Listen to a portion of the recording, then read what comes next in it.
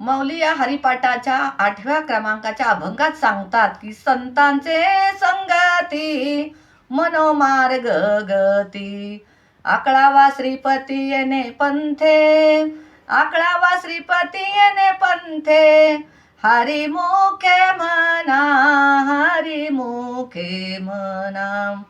या अभंगात संतांच्या संगतीत मनाच्या मार्गाची गती वळवावी लागते आणि म्हणून संतांच्या संगतीत राहिल्याशिवाय आपल्याला परमात्म्याची प्राप्ती होणार नाही.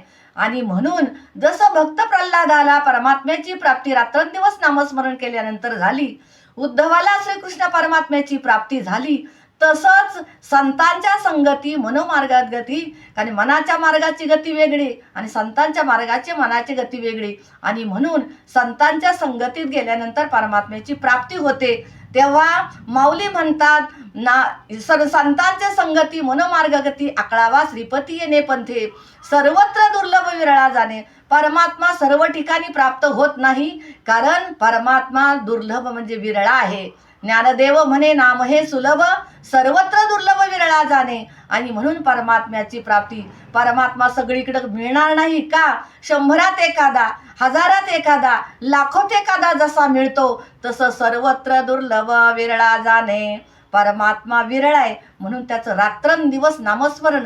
भगवान शंकराला जसा आत्म्यापेक्षा परमात्मा प्रिय आहे, आणि तसंच म्हणून उद्धवाला सुद्धा, भक्त प्रल्हादाला सुद्धा तसा परमात्मा प्राप्त आणि प्रिय आहे.